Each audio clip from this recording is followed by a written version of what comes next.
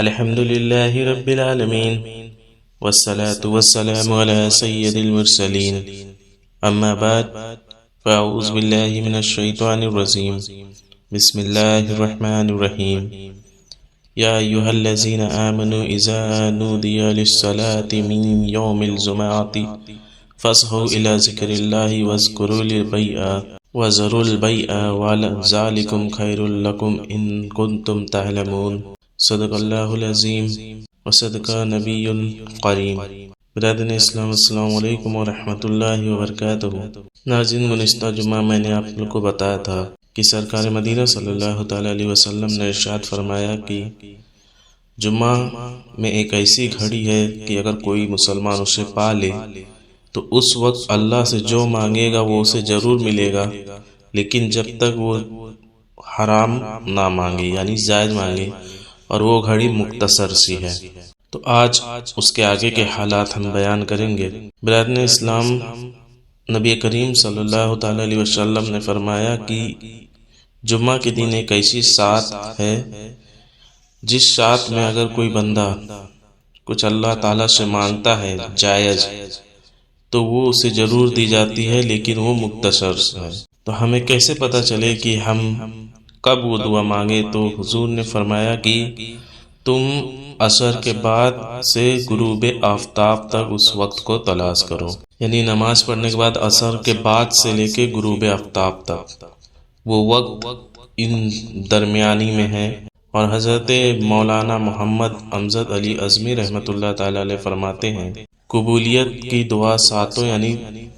گھڑیاں کے وقت کے بارے میں دو قول مضبوط ہے۔ پہلا یہ کہ امام کے خطبے کے لیے بیٹھنے سے ختم نماز تک، دوسرا جمعہ کی پچھلی یعنی آخری ساعت میں۔ تو یہ دو قول جو ہے وہ مضبوط قول ہے۔ حضرت فاطمۃ الزہرا رضی اللہ تعالیٰ عنہا اس وقت خود حجرے میں بیٹھتی تھی۔ آپ اپنی خادمہ فضہ رضی اللہ تعالیٰ عنہ کو باہر کھڑا کرتی۔ جب آفتاب ڈوبنے لگتا تو خادمہ آپ کو خبر دیتی۔ اس خبر پر سیدہ اپنے ہاتھوں کو دعا کے لیے اٹھاتی، اور بہتر ہے کہ اس ساعت میں اگر کوئی دعا مانگی جائے تو قرآن کی یہ آیت ہے کہ پارہ نمبر 2 اور البقرہ کی 201 آیت، ربنا آتینا فی الدنیا حسنۃ وفی الآخرۃ حسنۃ وقنا عذاب النار،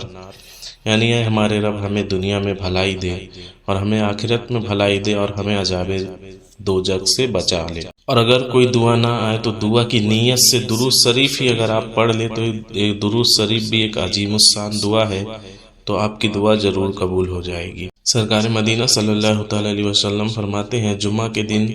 اور رات 24 گھنٹے میں کوئی ایسا وقت نہیں بیتتا کہ اللہ پاک جہنم میں سے 6 لاکھ گناہگار کو آزاد نہ کرتا ہو جن پر اللہ نے جہنم کو واجب کر دیا تھا۔ جمعہ کی فضیلت دیکھی کتنی بلند و بالا ہے۔ حضور نے فرمایا کہ 24 گھنٹے میں کوئی ایسا نہیں، کوئی ایک گھنٹہ بھی ایسا نہیں کہ اللہ پاک جہنم سے 6 لاکھ کو آزاد نہ کرتا ہو جس پر جہنم واجب ہو گیا تھا۔ نبی کریم صلی اللہ تعالی علیہ وسلم فرماتے ہیں، جو روز جمعہ یعنی شب جمعہ، روز جمعہ یا شب جمعہ یعنی کہ جمعرات اور جمعہ کی درمیانی رات مرے گا، وہ عذاب قبر سے بچا لیا جائے گا، اور قیامت کے دن اس طرح آئے گا کہ اس کو شہیدوں کی مہر لگی ہوگی، یعنی اللہ اسے شہیدوں کے ساتھ اٹھائے گا۔ حضرت ابو سعید رضی اللہ تعالیٰ عنہ سے مروی ہے، سرکار دو عالم صلی اللہ تعالیٰ علیہ وسلم نے فرمایا کہ 5 چیزیں جو ایک دن میں کرے گا اللہ پاک اس کو جنتی لکھ دے گا۔ یعنی پہلا یہ جو مریض کی عیادت کو جائے، دوسرا نماز جنازہ میں حاضر ہو، تیسرا روزہ رکھے، چوتھا جمعہ کو جائے اور غلام کو آزاد کرے۔ تو یہ 5 چیز حضور نے فرمایا کہ جو شخص کرے گا جنت اس کے اوپر واجب کی دی جائے گی۔ حضرت ابو امامہ رضی اللہ تعالیٰ عنہ سے مروی ہے کہ سلطان دو جہان صلی اللہ تعالیٰ علیہ وسلم فرماتے ہیں، جس نے جمعہ کی نماز پڑھی، اس دن کا روزہ رکھا اور کسی مریض کی عیادت کی، کسی جنازے میں حاضر ہوا اور کسی نکاح میں شرکت کی تو وہ جنت اس کے لیے واجب ہو گئی۔ خصوصیت کے ساتھ تنہا جمعہ یا صرف ہفتے یعنی سنڈے کو روزہ رکھنا مکروہ تنزیہ ہے۔ ہاں اگر کسی مخصوص تاریخ جمعہ یا ہفتہ آ گیا تو کہارت نہیں۔ مثلا فرمان مصطفیٰ صلی اللہ تعالی علیہ وسلم، جمعہ کا دن تمہارے لیے عید ہے، اس دن روزہ مت رکھو مگر یہ کہ اس سے پہلے یا بعد میں رکھ سکتے ہو، جیسے کہ 15 شعبان المنظم، 27 رجب المرزب وغیرہ۔ اور جمعہ کے دن روزہ رکھنے سے حضور نے منع فرمایا کیونکہ یہ عید کا دن ہے۔ سرکار اعلیٰ حضرت امام احمد رضا خان رحمۃ اللہ علیہ فرماتے ہیں، روزہ جمعہ یعنی جب اس کے ساتھ پنج سنبا یعنی جمعرات کا یا سنبا یعنی ہفتے کا روزہ بھی شامل ہو تو مروی ہوا کہ 10,000 برس کے روزے کے برابر ہے۔ اس ساتھ پنج سنبا یعنی جمعرات کا یا سنبا یعنی ہفتے کا روزہ اگر اس میں شامل ہو جاتا ہے تو وہ 10,000 برس روزہ رکھنے کے برابر ہے۔ ناظرین، جمعہ کا روزہ ہر صورت میں مکروہ نہیں، مکروہ صرف اس صورت میں ہے جب کوئی خصوصیت کے ساتھ جمعہ کا روزہ رکھا جائے۔ چنانچہ جمعہ کا روزہ کب مکروہ ہے، اس سلسلے میں فتویٰ رضویہ مکرجہ جلد نمبر 10 صفحہ 559 سے سوال جواب۔ تو اس میں سوال یہ آتا ہے کہ کیا فرماتے ہیں علماء دین اس مسئلے میں کہ جمعہ کا روزہ نفل رکھنا کیسا؟ اور ایک شخص نے جمعہ کا روزہ رکھا، دوسرے نے اس سے کہا کہ جمعہ عید المومنین یعنی مسلمانوں کی عید ہے تو روزہ رکھنا اس دن میں مکروہ ہے، اور بے اصرار بعد دوپہر کا روزہ توڑوا دیا۔ یعنی کسی نے کہا کہ یہ تو عید ہے، اس سمے تم نے روزہ رکھا اور اس نے دوپہر میں روزہ توڑوا دیا، تو اس پہ کیا مسئلہ ہے؟ تو اس کا جواب ہے کہ جمعہ کا روزہ خاص اس نیت سے ہے کہ آج جمعہ ہے، اس کا روزہ بتخصیص یعنی خصوصیت کے ساتھ چاہیے، مکروہ ہے مگر نہ وہ کراہت کی توڑنا ظالم ہو، اور اگر خاص بنیت تخصیص یعنی خصوصیت نہ تھی تو اصلاً یعنی بالکل کراہٹ بھی نہیں۔ اس دوسرے شخص کو اگر نیت مکروہہ پر اطلاع نہ تھی جب تو اعتراض ہے، سیر حماقت ہوا، اور روزہ توڑوا دینا شرع پر سخت ضرورت ہے، اور اگر اطلاع بھی ہوئی جب بھی مسئلہ بتا دینا کافی تھا، نہ کہ روزہ توڑوانا، اور وہ بھی بعد دوپہر کے، جس کا اختیار نفل روزے میں والدین کے سوا کسی کو نہیں۔ تو توڑنے والا اور توڑوانے والا دونوں گناہگار ہوئے، توڑنے والے پر قضا لازم ہے اور کفارہ اصلاً بالکل نہیں۔ ناظرین، نبی کریم صلی اللہ تعالی علیہ وسلم نے ارشاد فرمایا، جو اپنے ماں باپ دونوں یا ایک کی قبر پر ہر جمعہ کے دن زیارت کو حاضر ہو، اللہ پاک اس کو گناہ بخش دیتا اور ماں باپ کے ساتھ اچھا برتاؤ کرنے والا لکھ دیا جاتا ہے۔ اپنے رب سے ہم گناہ گاروں کو بخشوانے والے آقا صلی اللہ تعالی علیہ وسلم نے ارشاد فرمایا، جو شخص روز جمعہ اپنے والدین یا ایک قبر کی زیارت کرے اور اس کے پاس یاسین پڑھے، بخش دیا جائے گا۔ رحمت کونین نانے حسن حسین، نبی کریم صلی اللہ تعالی علیہ وسلم فرماتے، جو ہر جمعہ والدین یا ایک کی زیارت قبر کرے، وہ وہاں یاسین پڑھے، اور یاسین شریف میں جتنے حرف ہیں ان سب کی گنتی کے برابر اللہ پاک اس کے لیے مغفرت فرمائے گا۔ برادران اسلام، ہر جمعہ شریف کے فوت شدہ والدین یا ان میں سے ایک کی قبر پر حاضر ہو کر یاسین شریف پڑھنے والے کا تو بیڑا ہی پار ہے۔ الحمدللہ، یاسین شریف میں 5 رکوع اور 83 آیت اور 729 کلمات اور تقریباً 3000 حروف ہیں۔ انشاءاللہ تقریباً 3000 مغفرتوں کا ثواب بھی مل جائے گا۔ اور حضور نے فرمایا کہ جو شب جمعہ یعنی جمعرات اور جمعہ کی درمیانی رات یاسین شریف پڑھتا ہے، اس کی بھی مغفرت کر دی جاتی ہے۔ جمعہ کے دن روح جمع ہوتی، لہٰذا اس میں زیارت قبور کرنی چاہیے اور اس روز جہنم نہیں بھڑکایا جاتا۔ سرکار اعلیٰ حضرت امام احمد رضا خان رحمۃ اللہ علیہ فرماتے ہیں، زیارت قبور کا افضل وقت روزے جمعہ کے بعد نماز صبح ہے۔ صحابی ابن صحابی حضرت عبداللہ ابن عمر رضی اللہ تعالیٰ عنہ سے مروی ہے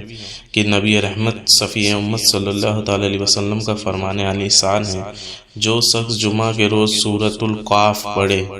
اس کے قدم سے آسمان تک نور بلند ہوگا جو قیامت کو اس کے لیے روشن ہوگا، اور دو جمعے کے درمیان جو گناہ ہوئے وہ بخش دیے جاتے ہیں۔ حضرت ابو سعید رضی اللہ تعالیٰ عنہ سے مروی ہے، حضور سراپا نور صلی اللہ تعالیٰ علیہ وسلم نے فرمایا، جو شخص بروز جمعہ سورۃ الکہف پڑھے اس کے لیے دونوں جمعہ کے درمیان نور روشن ہوگا۔ ایک روایت میں ہے کہ جو سورۃ الکہف شب جمعہ یعنی جمعرات اور جمعہ کی درمیانی رات پڑھے اس کے لیے وہاں سے کعبے تک نور روشن ہوگا۔ اللہ پاک کی عطا سے غیب کی خبریں دینے والے نبی صلی اللہ تعالیٰ علیہ وسلم نے فرمایا، جو شخص رات میں سورۃ الحقان پڑھے تو صبح ہونے تک اس کے لیے 70,000 فرشتے استغفار کریں گے۔ اور نبی کریم صلی اللہ تعالیٰ علیہ وسلم فرماتے، جو شخص بروز جمعہ یا شب جمعہ سورۃ الحقان پڑھے اس کے لیے اللہ تعالیٰ جنت میں ایک گھر بنائے گا، اور ایک روایت میں ہے کہ اس کی مغفرت بھی کر دی جاتی ہے۔ فرمان نبوی صلی اللہ تعالیٰ علیہ وسلم ہے کہ جو شخص جمعہ کے دن نماز فجر سے پہلے 3 بار استغفر اللہ الذی لا الہ الا ہوا اتوب الیہ، یعنی کہ میں اللہ پاک سے مغفرت کا سوال کرتا ہوں جس کے سوا کوئی معبود نہیں، اور میں اسی کی طرف رجوع کرتا ہوں، یہ پڑھے اس کے گناہ بخش دیے جائیں گے اگرچہ سمندر کی جھاگ سے بھی زیادہ ہو۔ اللہ عز و جل پارہ نمبر 28 سورۃ الجمعہ کی آیت نمبر 10 میں ارشاد فرماتا ہے، فَإِذَا قُضِيَتِ الصَّلَاةُ فَانتَشِرُوا فِي الْأَرْضِ وَابْتَغُوا مِن فَضْلِ اللَّهِ وَاذْكُرُوا اللَّهَ كَثِيرًا لَعَلَّكُمْ تُفْلِحُونَ، یعنی کہ پھر جب نماز یعنی جمعہ ہو چکے تو زمین پر پھیل جاؤ اور اللہ کا فضل تلاش کرو، اللہ کو بہت یاد کرو، اس امید پر کہ فلاح یعنی کامیابی پاؤ گے۔ صدر الافضل حضرت علامہ مولانا سید محمد نعیم الدین مراد آبادی رحمۃ اللہ علیہ اس آیت کے تحت تفسیر خزائن علم عرفان صفحہ 1025 پہ فرماتے ہیں، اب یعنی نماز جمعہ کے بعد تمہارے لیے جائز ہے کہ معاش روزی روزگار کے کاموں میں مشغول ہو، یا طلب علم یا عیادت مریض یا ذکرت جنازہ یا زیارت علماء یا اس کے مثل کاموں میں مشغول ہو کر نیکیاں حاصل کرو۔ نماز جمعہ کے لیے اول وقت میں جانا، مسواک کرنا، اچھے اور سفید کپڑے پہننا، تیل اور خوشبو لگانا اور پہلی صف میں بیٹھنا مستحب ہے، اور غسل کرنا سنت ہے۔ اور بس غسل کا بتا کے میں اپنی بات سمیٹنا ہوں کہ حضرت مفتی احمد یار خان رحمۃ اللہ علیہ فرماتے ہیں، بعض علماء کرام رحمۃ اللہ تعالیٰ علیہ فرماتے ہیں کہ غسل جمعہ نماز کے لیے مسنون یعنی سنت ہے، نہ کہ جمعہ کے دن کے لیے، وہ نماز کے لیے سنت ہے، لہٰذا جن پر جمعہ کی نماز نہیں ان کے لیے یہ غسل سنت نہیں۔ بعض علماء کرام رحمۃ اللہ علیہ فرماتے ہیں کہ جمعہ کا غسل نماز جمعہ سے قریب کرو، حتیٰ کہ اس کے وضو سے جمعہ پڑھو، مگر حق یہ ہے کہ غسل جمعہ کا وقت طلوع فجر سے شروع ہو جاتا ہے۔ معلوم ہوا کہ عورت اور مسافر وغیرہ جن پر جمعہ واجب نہیں ان کے لیے غسل جمعہ بھی سنت نہیں ہے۔ جن پر نماز فرض ہے مگر کسی شرعی عذر کے سبب جمعہ فرض نہیں، اس کو جمعہ کے روز جوہر معاف نہیں، اور وہ تو اس کو پڑھنی ہوگی، یعنی کسی شرعی وجہ کی وجہ سے اگر جمعہ نہیں پڑھ سکتے تو لیکن جوہر کی نماز اسے پڑھنی ہی ہے، وہ اس کے اوپر معاف نہیں۔ اور حضرت علامہ ابن عابدین سمیع رحمۃ اللہ علیہ فرماتے ہیں کہ نماز جمعہ کے لیے غسل کرنا سنن زوائد یعنی سنت غیر موقدہ سے ہے، اس سے ترک پر اتابہ یعنی ملامت نہیں۔ اور حضرت شمرہ بن جندب رضی اللہ تعالیٰ عنہ سے مروی ہے کہ حضور اکرم صلی اللہ تعالیٰ علیہ وسلم نے فرمایا، حاضر رہو خطبے کے وقت اور امام سے قریب رہو، اس لیے کہ آدمی جس قدر دور رہے گا اسی قدر جنت میں پیچھے رہے گا، اگرچہ وہ یعنی مسلمان جنت میں داخل ضرور ہوگا۔ جنت میں پیچھے رہنے سے مراد ہے کہ جنت میں داخل ہونے یا جنت کے درجات میں وہ پیچھے رہ جائے گا۔ اور نبی کریم صلی اللہ تعالیٰ علیہ وسلم فرماتے جو جمعہ کے دن کلام کرے جبکہ امام خطبہ دے رہا ہو تو اس کی مثال اس گدھے جیسی ہے جو کتابیں اٹھائے